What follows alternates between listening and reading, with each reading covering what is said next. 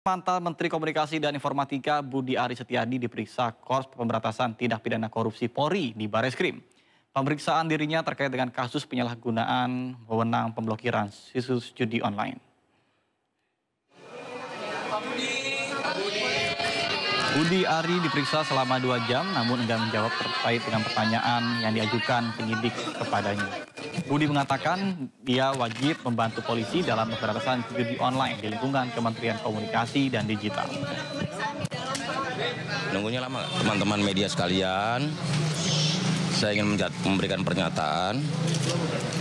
Yang pertama, sebagai warga negara yang taat hukum, saya berkewajiban untuk membantu pihak kepolisian dalam penuntasan pemberantasan kasus judi online di lingkungan Komdiji. Yang kedua, pemberantasan judi online merupakan tugas kita bersama sebagai sesama anak bangsa. Karena itu perlu konsistensi dan keteguhan hati untuk menuntaskan pemberantasan judi online ini, terutama dalam perlindungan terhadap masyarakat.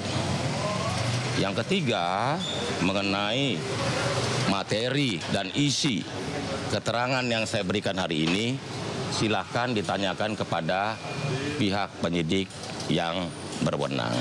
Tapi Pak, sebagai saksi apa pemeriksaannya? Betul, saya memberi keterangan sebagai saksi. Karena itu berhenti memfitnah dan memframing, karena dia akan kebakar sendiri. Sebelumnya polisi menangkap 26 tersangka dalam kasus mafia akses judi online termasuk 10 oknum pegawai Kementerian Komunikasi dan Digital. Sementara PPATK merilis jumlah perputaran uang judi online di Indonesia mencapai 13,2 triliun rupiah.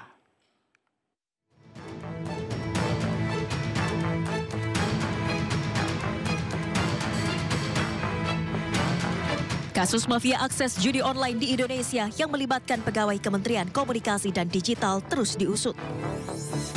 Polisi telah menangkap total 26 tersangka. 10 diantaranya merupakan pegawai Kementerian Komdiji, sementara 16 lainnya masyarakat sipil.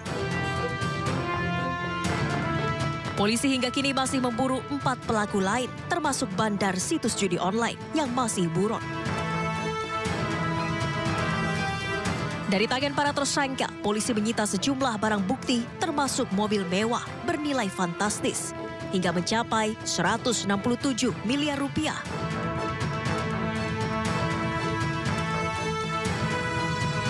Kasus mafia akses judi online turut menyeret nama ex-Menteri Komunikasi dan Informatika Budi Aris Setiadi. Ia digadang-gadang mengetahui terkait praktik judi online yang dilakukan oknum pegawai kementerian yang pernah dipimpinnya.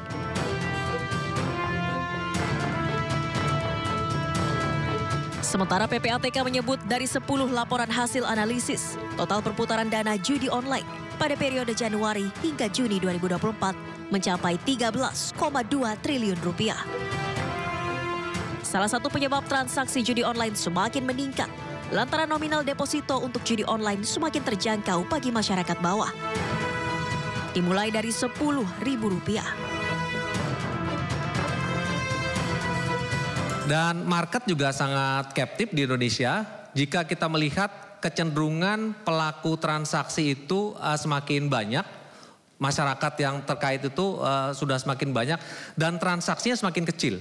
Jadi kalau dulu orang melakukan judi online transaksinya angkanya juta-juta, sekarang hanya bisa 10.000, kita sudah bisa melihat ada setoran 10.000 untuk judol dan segala macam. Itulah yang membuat transaksi semakin masif.